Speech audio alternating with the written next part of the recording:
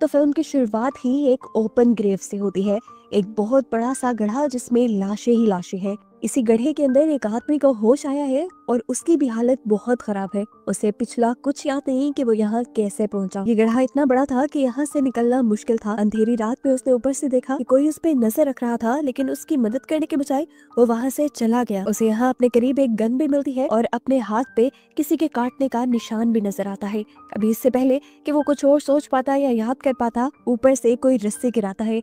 ये शायद वही इंसान है जो उसे पहले देख रहा था। इस रस्सी के जरिए ये लड़का यहाँ से बाहर निकल आता है, लेकिन अब वो इंसान जो उसकी मदद करने के लिए यहाँ आया था वो यहाँ नहीं था। चलते हुए यहाँ उसे जगह जगह लाशें ही दिखाई दी और फिर एक घर नजर आया, जिसके अंदर जाने पर उसने देखा वहाँ बहुत सारे लोग थे, जिनमें से एक आदमी ने उसके ऊपर गन तान दी और उसने भी अपने डिफेंस में उसके ऊपर गन तान दी। अब लूकस नाम का वो लड़का जो पहले से ही इस घर में मौजूद है, उसे लग रहा है कि यहाँ पर मौजूद सारे मर्डर इस आदमी ने किए हैं, जिसका नाम हमें नहीं पता। जबकि इस आदमी को लग रहा है कि यहाँ पर होने वाले सारे मर्डर्स के पीछे इस घर में रहने वाले लोग हैं। अब लूकस उससे सवाल करता है, तुम हो कौन? तो वो आदमी उससे कहता है, मुझे याद नहीं मैं कौन हूँ। मुझे कुछ ही देर पहले उस ओपन ग्रेव में होश आया है और उससे पीछे का मुझे कुछ याद नहीं। इनकी इन्हीं बातों के दौरान यहाँ पर इन्हें किसी आदमी के तड़पने का शोर सुनाई देता है। साइड पे देखते हैं, यहाँ पे एक और आदमी बेहोश था, जिसे भी होश आने पर इन सभी की तरह पिछला कुछ याद नहीं। यहाँ फाइनली हम उस लड़की को भी देखते हैं जिसने उस गड्ढे में से आदमी को निकालने में मदद की थी। ये लड़की बोल नहीं सकती, लेकिन उसके एक्सप्रेशन से ऐसा लग रहा है कि जैसे वो जानती हो यहाँ क्या चल रहा है। इस घर में इस वक्त जितने भी इंसान हैं, कोई भी ये बात नहीं जानता कि वो कौन है, यहाँ कैसे आए और इनका आपस में क्या ताल्लुक है। इस जगह पर कम्युनिकेशन की कोई चीज भी मौजूद नहीं थी। इनके पास इनके सेल फोन्स नहीं थे, कंप्यूटर्स नहीं थे। अपनी पॉकेट्स देखने पर कुछ लोगों को उनकी आईडीज मिल जाती है, जिनसे वो अपना नाम जान पाते हैं, लेकिन गड्ढे से निकलने वाले आदमी के पास तो अपनी आईडी भी नहीं थी। यहाँ सिर्फ वो गूंगी लड़की सबको जानती है और वो कुछ लिखकर इन सबको बताने की भी कोशिश करती है, लेकिन जो लैंग्वेज उसे आती थी वो लैंग्वेज इन सबको नहीं आती थी। गड्ढे से निकला हुआ लड़का और लूकस अभी भी लड़ रहे थे, क्योंकि लूकस को उस आदमी पर एतबार नहीं था। तभी उनके दूसरे ग्रुप मेंबर्स इन दोनों को लड़ने के बजाय काम करने को कहते हैं, ताकि वो पता चला सके कि आखिर वो लोग कौन हैं और यहाँ क्यों फंसे हैं। यहाँ दिखाया चाहता है कि वो गूंगी लड़की अभी भी लूकस को अपने हाथ पे बने निशान के जरिए कुछ समझाने की कोशिश कर रही है, लेकिन ये लोग नहीं समझ पा रहे। इस घर को चेक करने पे इन्हें पता चलता है कि इस घर में हर तरह की सप्लाई मौजूद है, खाने पीने की कोई कमी नहीं है इधर।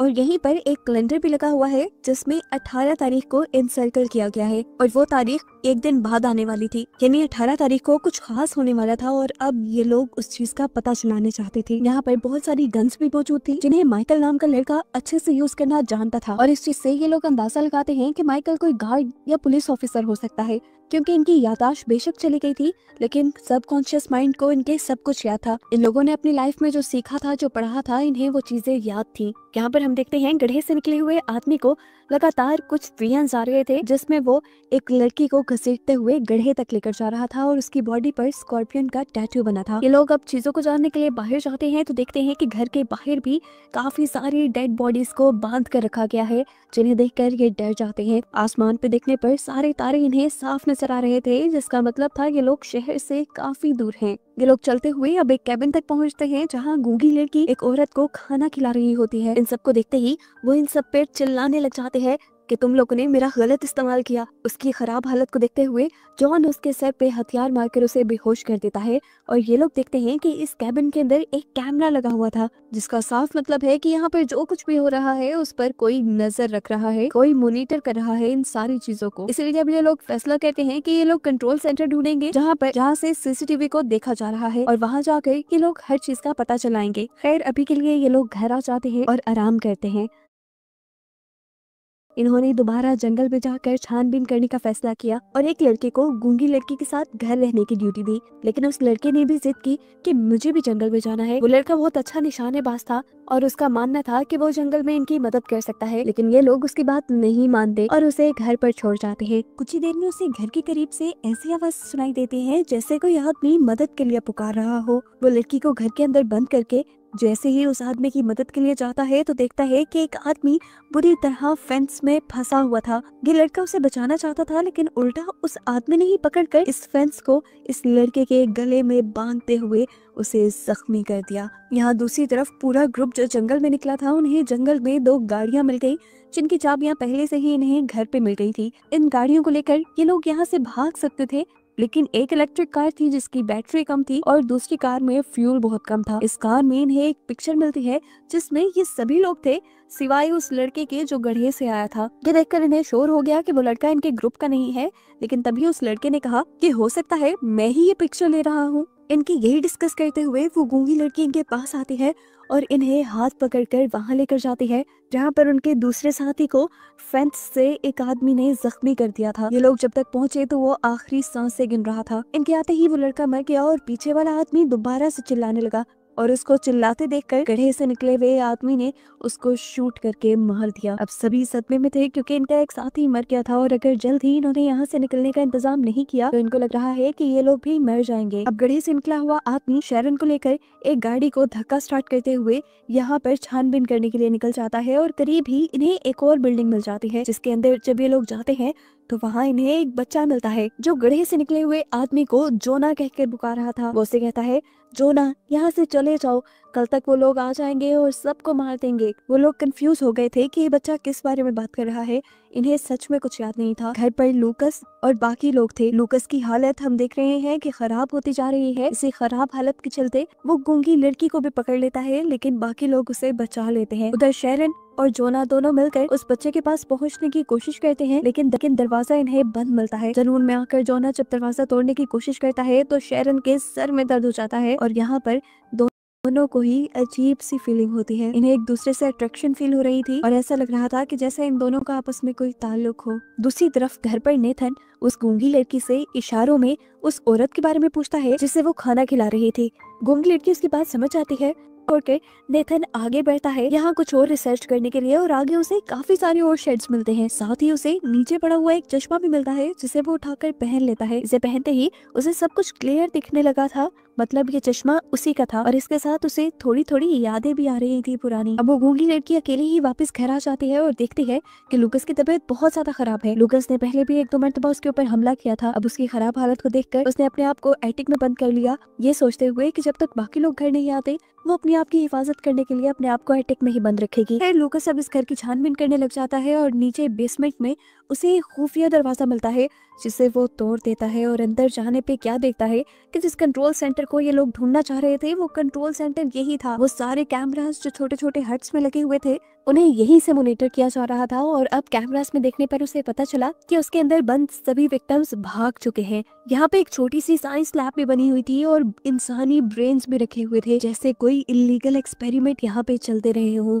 अब यहाँ पर पड़ी हुई चीजों को ढूंढकर वो ये पता चलाने की कोशिश करता है कि इन एक्सपेरिमेंट्स के पीछे आखिर है कौन और उसे एक कैमरा की फुटेज से पता भी चल जाता है कि इन सारी चीजों के पीछे जोना था और जोना लूकस के ऊपर भी एक्सपेरिमेंट कर रहा था। सीन कट होकर दूसरी तरफ हमें जोना और शैरन को देखा गया जो अपने बिल्डिंग की तरफ वापस आ रहे थे कि अचानक उनकी कार के सामने एक दरख्त गिर गया। उसे हटाने के लिए ये लोग जब बाहर निकले तो इन्हें वहाँ बहुत सारे इन्फेक्टेड आदमी दिखे। ये लोग साइको हो चुके थे और जुनून में जंगल में लकड़ियां काट रहे थे। शैरन को ये सब कुछ बहुत अजीब लग रहा था, लेकिन जोना ने पता नहीं क्यों उन सब लोगों को आवाज लगा दी और जुनून में कुल्हाड़ी लिए वो सारे लोग इनकी तरफ दौड़ने लगे। ये लोग जान बचाने के लिए अपनी गाड़ी में बैठ जाते हैं, लेकिन गाड़ी में भी अब बैटरी नहीं थी। जोना कार को धक्का लगाने के लिए बाहर निकलता है और शैरन डर जाती है क्योंकि वो लोग इनके बहुत करीब आ चुके थे। अचानक वो देखती है कि लोग इनके और पास आने के बजाय अचानक किसी चीज को देखकर वहां से डरकर भाग गए हैं। वहाँ पर असल में लाशें लटकी हुई थी जिनसे डर के ये लोग भागे थे।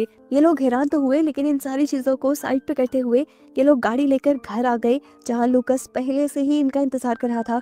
उसने शैरन को कैमरा दे दिया जिसमें जोना के सारे करतूत थे और जोना के ऊपर गन तान कर खड़ा हो गया।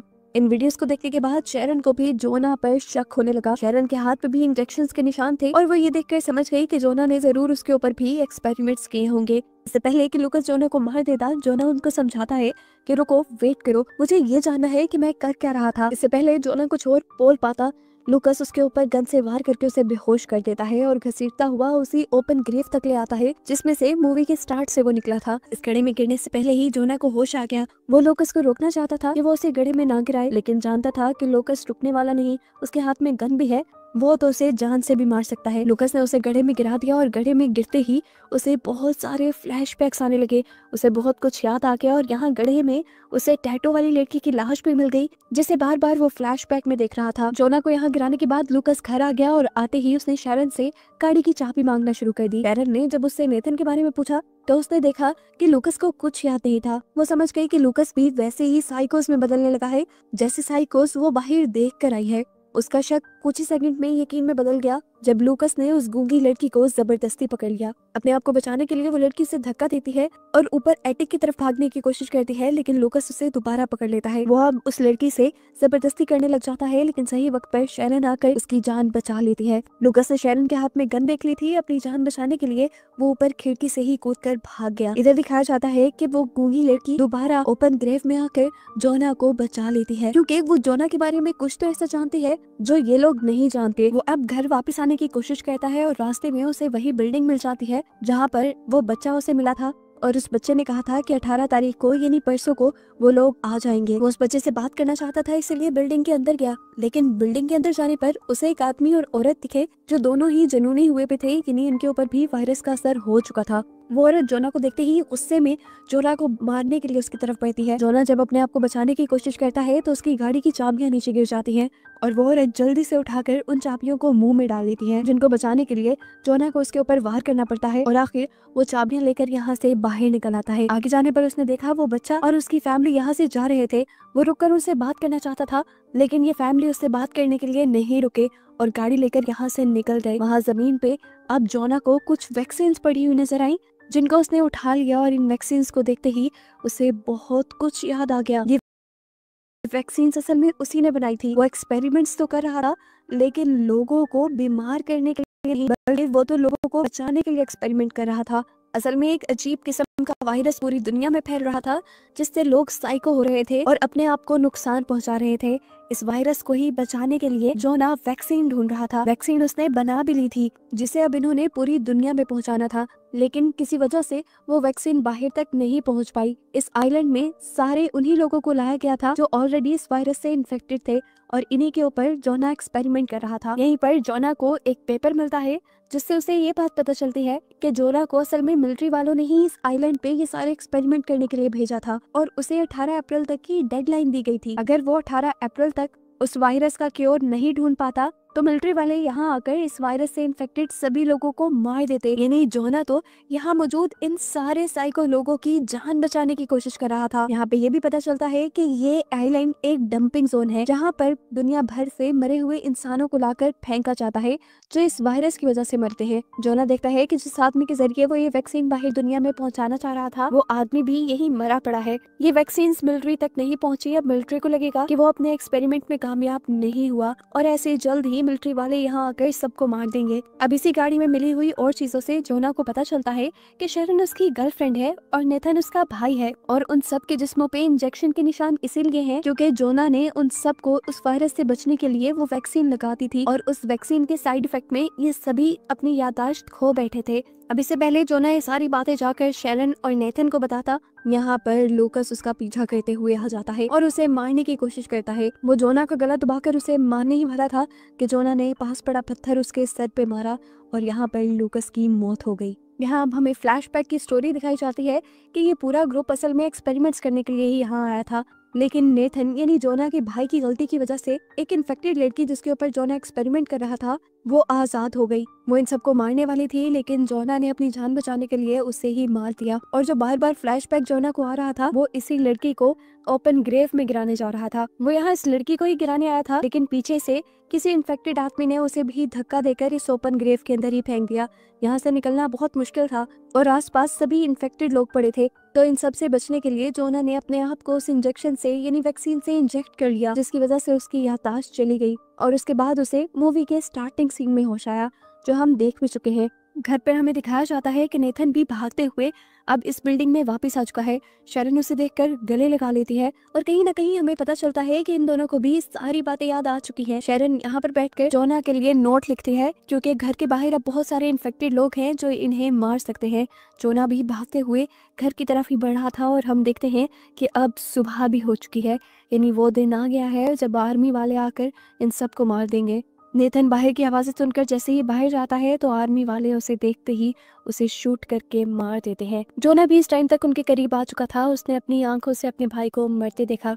शैरन भी नेथन के पीछे बाहर निकली थी लेकिन गोली की आवाज़ सुनकर वो छुप गई। अब जोना शैरन के करीब आता है और उसे लेकर आर्मी से छुपाते हुए यहाँ से भगाने लग जाता है, जबकि हम देखते हैं कि वो गूंगी लड़की भी एक शेड के अंदर छुपी हुई है। भागते भागते हम देखते हैं कि शैरन के ऊपर एक इन्फेक्टेड लेडी हमला कर देती है, चाकू से उसकी पीठ के ऊपर स्टैब कर देती है जिससे शैरन को बुरी तरह ब्लीडिंग होने लग जाती है। यहाँ जोना ये देखकर बंदूक से दूसरी औरत के ऊपर अटैक कर देता है। शैरन बुरी तरह ब्लीड कर रही थी। जोना उसे मदद के लिए कहीं ले जा भी नहीं सकता था क्योंकि मिलिट्री वाले तो यहाँ इन लोगों को मारने आए थे। जोना को सबसे सेफ जगह अब वो ओपन ग्रेव लगी जिसमें मिलिट्री वालों का ध्यान जाएगा ही नहीं क्योंकि इसमें सिर्फ मुर्दा लोग हैं। वो शरण को लेकर यहाँ आ जाता है। वो यहाँ आकर शरण को वैक्सीन लगाता है और साथ ही बेहोशी का इंजेक्शन लगा देता है ताकि अगर आर्मी वालों की नजर उन पर पड़े भी तो वो बेहोशी नजर आए। एक वैक्सीन और बेहोशी का इंजेक्शन उसने अपने आप को भी लगा लिया। बेहोश होने से पहले हम देखते हैं कि शरण जोना को एक नोट देती है जिसमें उसने सारा पास्ट लिखा हुआ था। खैर दिखाया जाता है कि इन दोनों के बेहोश होते ही यहाँ पर मिलिट्री वाले कुछ लाशें लेकर आ जाते हैं और इसमें उस बच्चे की भी लाश थी जो बार बार जोना को वार्न कर रहा था।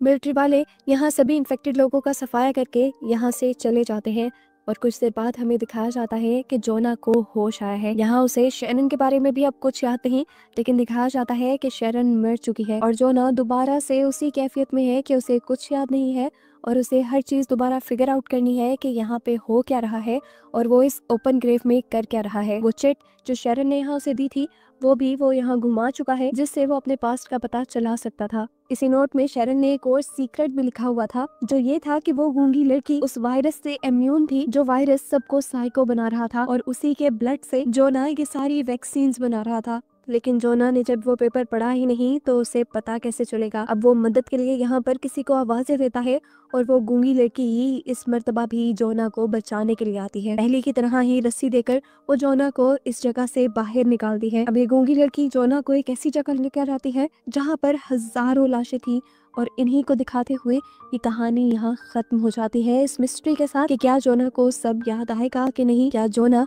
पूरी दुनिया को बचाने के लिए वो वैक्सीन बना भी पाएगा या नहीं।